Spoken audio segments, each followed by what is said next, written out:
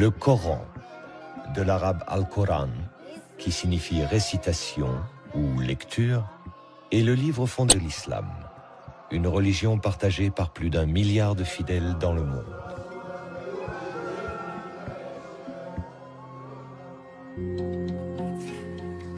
Pour les musulmans, le Coran est le recueil de la parole de Dieu, qui fut révélé au prophète Mahomet entre l'an 610 et l'an 632 de l'ère chrétienne, à la Mecque et à Médine, en Arabie Saoudite. L'ensemble de la révélation se répartit en de multiples unités de texte très courtes, appelées versets, au nombre de 6000. Dans le Coran, ces 6000 versets sont regroupés en 114 chapitres, appelés sourates, identifiés par un titre de longueur variable et organisés selon un classement précis, des sourates les plus longues aux sourates les plus courtes.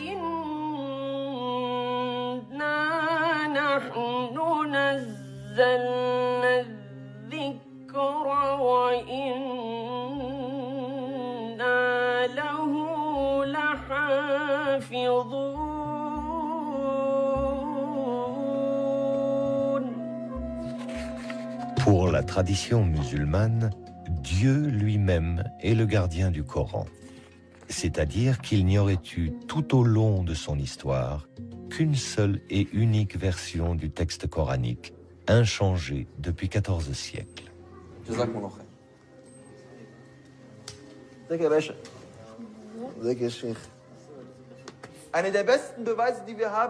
L'une des meilleures preuves que nous ayons, c'est le fait que tous les Corans dans le monde entier soient concordants. Le Coran qu'on lit au Maroc est le même que celui qu'on lit en Chine, et celui qu'on lit en Arabie Saoudite, le même qu'on lit ici aujourd'hui en Europe ou en Afrique du Sud. Où que l'on aille, quelle que soit la direction vers laquelle on regarde, c'est toujours le même Coran.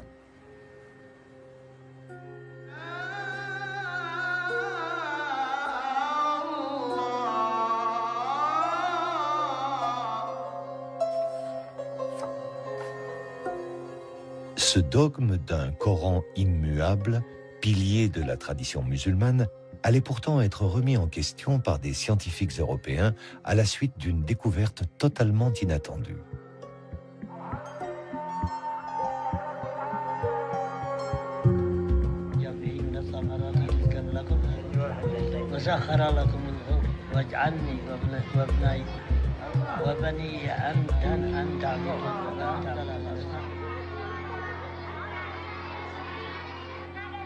En 1972, le toit de la grande mosquée de Sanaa, la plus ancienne de la ville, s'effondre et laisse apparaître une sorte de cache où se trouvaient dissimulés depuis des siècles des milliers de parchemins.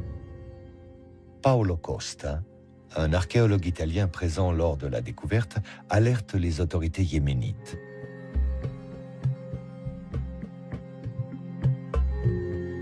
Il s'agirait de fragments de Corans anciens. Une équipe de chercheurs européens procède à une datation au carbone 14 et confirme. Ces fragments datent du tout premier siècle de l'islam, vers l'an 680 de l'ère chrétienne.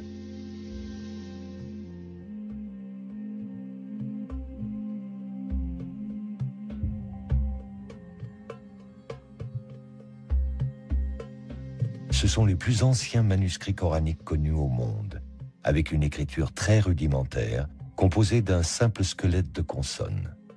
Un fonds inestimable aux yeux des scientifiques européens pour la connaissance de l'histoire du livre saint de l'islam.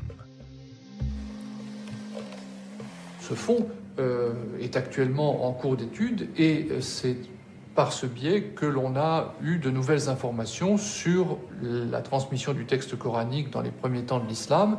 Et c'est là où l'on a découvert pour la première fois un manuscrit qui présentait une séquence différente des sourates de celle qui est canoniquement admise. Une organisation différente de l'ordre des sourates, mais aussi l'existence de palimpsestes, des fragments sur lesquels le texte initial aurait été effacé et remplacé par un autre. La présence également de mots étrangers, non arabes. En clair, des différences notables par rapport au Coran tel qu'il est aujourd'hui. Le Coran aurait donc eu, comme les autres livres saints, une histoire.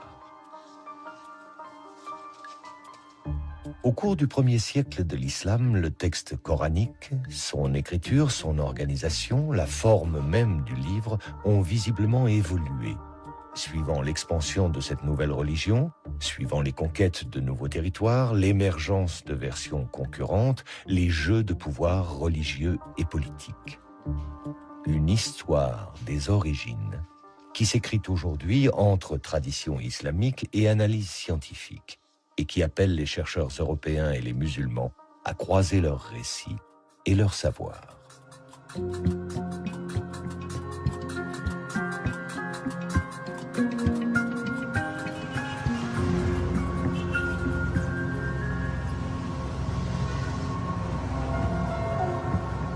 Ferid Haider est étudiant à l'Université libre de Berlin, au département des langues sémitiques et arabes.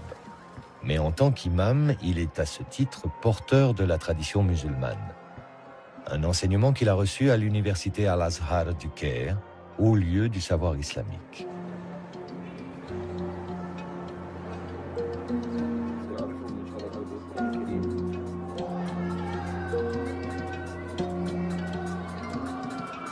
Dans la mosquée, les étudiants venus du monde entier se retrouvent pour des discussions théologiques, un partage de connaissances, et pour la récitation du Coran, comme un écho perpétuel à la révélation faite au prophète Mahomet au tout début du 7e siècle. À cette époque, l'Arabie n'était qu'un vaste désert que parcouraient les nomades et leurs caravanes. L'oasis de la Mecque abritait la Kaaba, un sanctuaire où l'on vénérait encore de multiples dieux, des idoles de pierre. Pourtant, les tribus juives et les chrétiens présents en Arabie diffusaient depuis longtemps déjà l'idée de la foi en un Dieu unique. Parmi les habitants de la Mecque, un homme faisait exception. Il s'appelait Mohammed, Mahomet. Marchand caravanier, âgé d'à peine 40 ans, il avait pour habitude de partir méditer seul dans une grotte. C'est là qu'il a reçu, en l'an 610, sa première révélation. Un homme lui apparut. L'homme marcha vers lui et lui dit « Ikra, lis, au nom de ton Seigneur qui a créé. »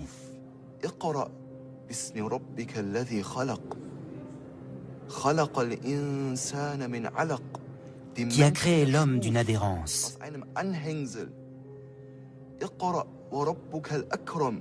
Lis. Ton Seigneur est le très noble.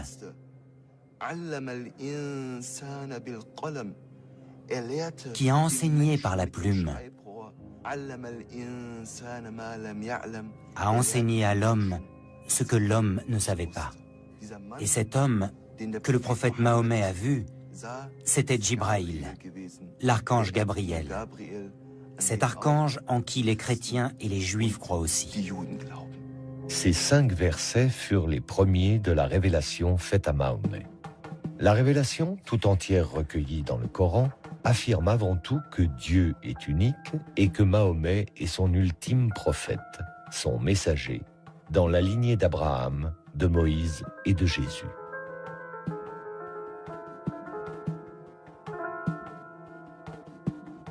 Elle aborde aussi les grands thèmes de la soumission à Dieu, de la récompense des fidèles ou du jugement dernier.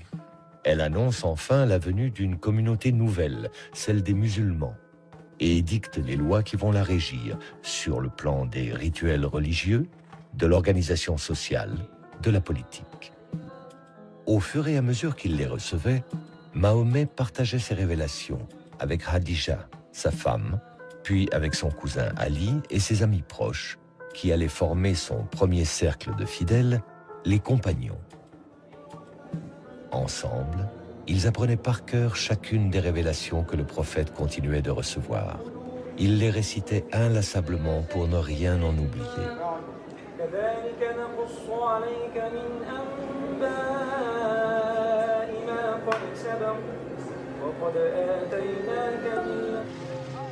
Si la Mecque est aujourd'hui le lieu le plus sacré de l'islam, appelant chaque année par millions les musulmans au pèlerinage autour de la Kaaba, il n'en fut pas ainsi au temps du prophète.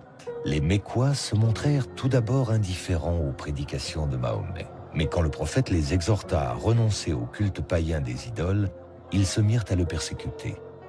Mahomet fut contraint de quitter la Mecque. C'est à Médine, une oasis où vivaient de nombreux Arabes convertis au judaïsme, que le prophète s'installa en l'an 622 avec ses premiers fidèles, les compagnons, dont Abu Bakr, Omar, Ousmane et son cousin Ali. Médine fut sacrée capitale du premier État islamique. À la tête d'une communauté nouvelle et dotée d'une puissante armée, le prophète Mahomet partit à la conquête de nouveaux territoires.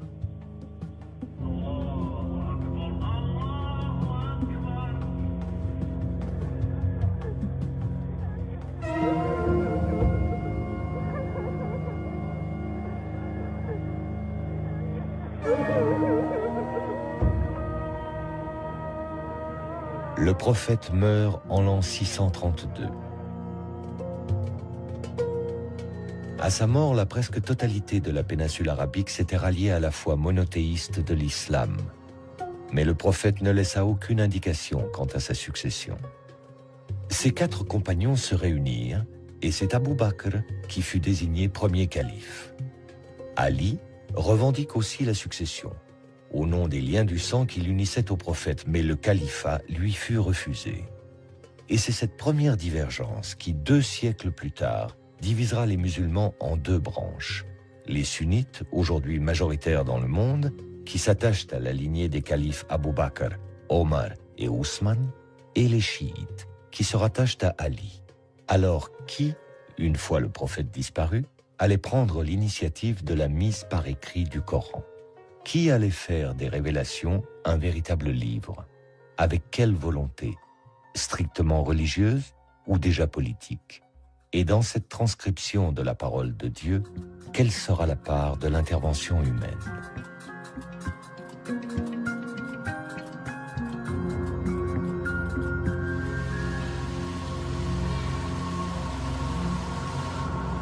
François Desroches est l'un des spécialistes mondiaux de l'histoire des manuscrits arabes.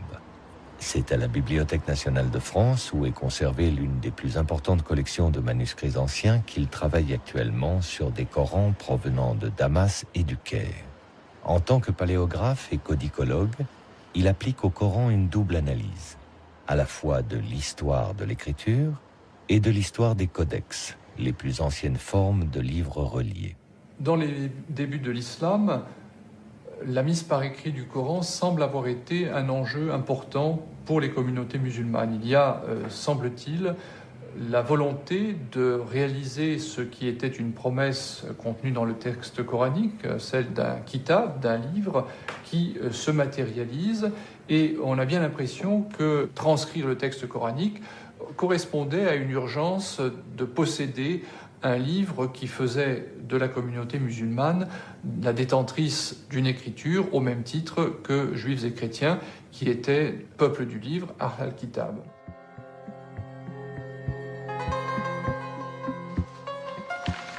Le manuscrit arabe 328 est l'un des plus anciens exemplaires du Coran aujourd'hui connu. Écrit sur du parchemin, de la peau de mouton, il est daté de la seconde moitié du 7e siècle.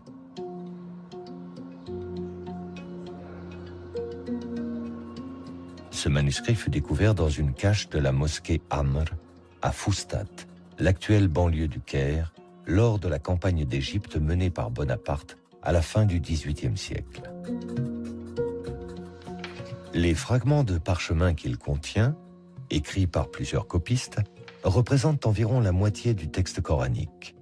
En plus de ceux qui se trouvent à la Bibliothèque nationale de France, d'autres fragments sont conservés à la Bibliothèque nationale de Russie à Saint-Pétersbourg, à la Bibliothèque apostolique Vaticane à Rome et dans une collection privée à Londres. Le manuscrit est particulièrement intéressant parce qu'il nous montre un certain nombre de caractéristiques de la transmission du texte coranique à l'époque ancienne, et notamment le fait qu'il était assez commun à ce moment-là de se mettre à plusieurs pour copier le texte sacré. Nous savons que le texte a été copié par plusieurs intervenants parce que les mains sont très caractéristiques. À côté de celle-ci, qui est sans doute la plus importante au sein du manuscrit, nous avons également un autre copiste et qui lui écrit dans un style beaucoup plus élaboré. L'écriture est de type Hejazi, du nom du Hejaz, la région d'Arabie où se trouvent la Mecque et Médine. C'est l'une des notations les plus anciennes de l'arabe, constituée uniquement d'un squelette de consonnes et donc d'une lecture très difficile. Il n'existait pas ou peu de signes qui permettent de distinguer des lettres identiques. Les voyelles brèves non plus ne sont pas notées. Quant aux sourates, elles n'étaient pas identifiées par un titre, mais juste par un espace vide qui les séparait. À l'évidence, par rapport au Coran actuel où la ponctuation, l'organisation du texte ne laisse place à aucune imprécision, les premiers manuscrits coraniques, avec leur écriture rudimentaire, pouvaient être source d'erreurs de lecture, voire d'interprétations différentes du texte sacré.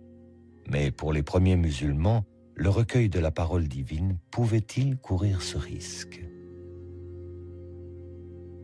Ce que l'on sait de l'usage de l'écriture dans l'Arabie ancienne, je veux dire par là l'Arabie du 7e siècle de notre ère, montre que ce que l'on souhaitait avant tout quand on utilisait l'écriture, c'était disposer d'un aide-mémoire, c'est-à-dire non pas quelque chose qui permettait une lecture autonome, mais un support pour permettre de retrouver le texte mémorisé par l'utilisateur et capable de subvenir à d'éventuelles défaillances de mémoire en lui donnant les moyens de retrouver le texte lui-même. C'est en tous les cas ainsi que plusieurs spécialistes expliquent les débuts de la notation, par exemple de la poésie arabe, qui se faisait avec des aides-mémoires qui n'étaient pas destinées à circuler comme des livres, mais plutôt comme des notes. Pour le Coran, il semble qu'il en a été de même et que ce que l'on cherchait avant tout quand on était en train de copier un texte comme celui que j'ai sous les yeux, c'était d'avoir grosso modo un fil directeur pour retrouver le texte lui-même.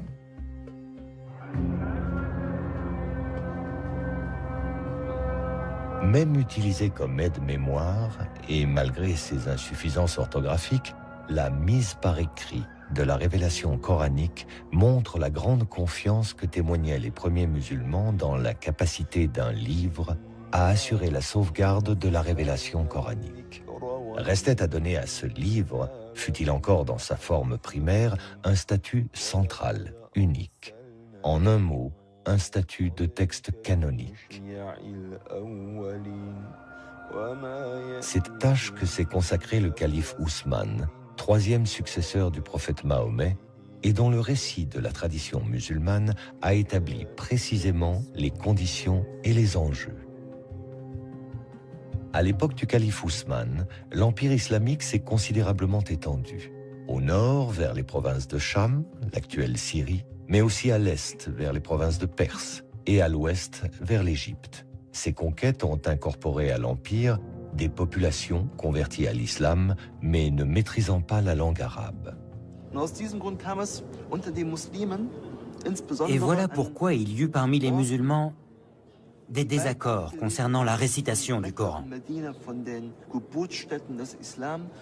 notamment dans des endroits très éloignés de la Mecque et de Médine, ces berceaux de l'islam.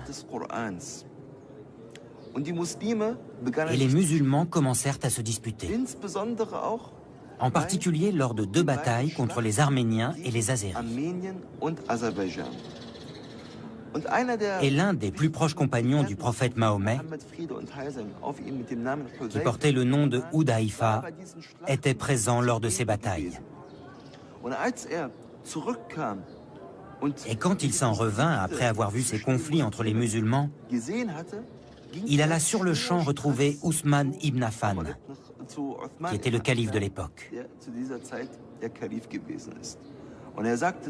Et il dit à Ousmane ibn Affan: « Oh Ousmane, sauve cette Oumma, sauve cette communauté avant qu'elle ne se divise et avant qu'elle ne se dispute au sujet de son livre, comme l'ont déjà fait les Juifs et les chrétiens avant eux. »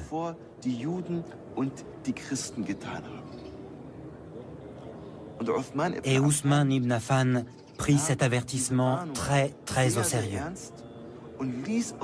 Et c'est la raison pour laquelle il fit convoquer une commission à laquelle il demanda de faire plusieurs copies du Coran. De Médine, les copies furent envoyées vers les principales villes de l'Empire musulman. Vers la Mecque, Basra, Koufa, Damas et le Caire. Le calife Ousmane imposait ainsi sa version officielle que la tradition musulmane retiendra comme la Vulgate d'Ousmane, la forme canonique du texte coranique qui, encore aujourd'hui, est la version de référence. Mais l'imposition de cette Vulgate se fit au prix de décisions despotiques. D'autres versions du texte coranique existaient dans l'Empire, concurrentes, avec un nombre de versets ou une organisation différente des sourates.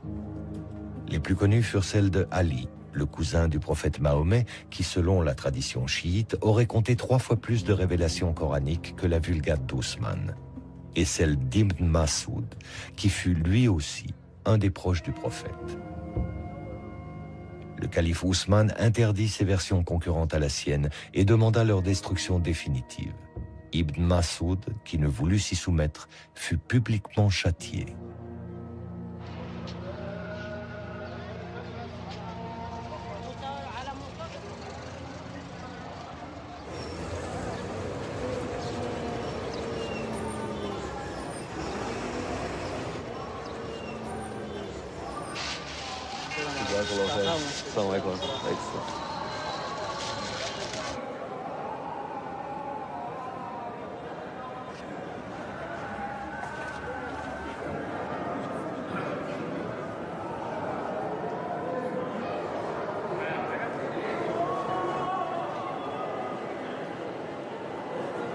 La Vulgate ousmanienne, objet de foi autant que de pouvoir, fut portée au rang d'objet de dévotion par la tradition musulmane.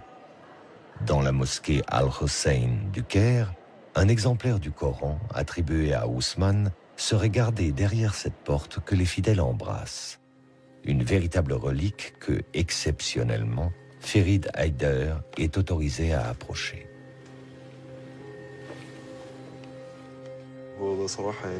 À vrai dire, c'est un très grand moment pour moi. Ceci est bien l'un des exemplaires du Coran qui a été écrit à l'époque d'Ousmane. Que Dieu soit satisfait de lui. Tout simplement, on s'accorde pour dire que ce Coran est l'une des 6 copies que le calife Ousmane avait ordonné d'écrire. On peut voir les pages et prendre connaissance de cette écriture. Il est grand au nom d'Allah. Il n'y a ni ponctuation ni voyelle. Bismillah.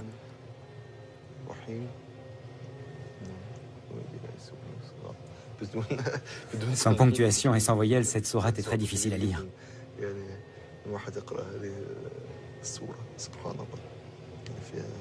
Je peux voir la dernière page?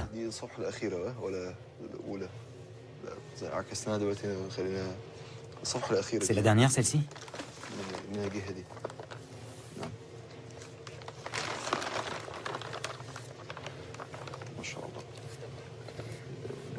C'est la dernière. C'est la sourate An-Nas. Les hommes, n'est-ce pas? Oui, gloire à Dieu. C'est grandiose. C'est incroyable quand on y pense. Que ce Coran ait été écrit de la main de l'un des vénérés compagnons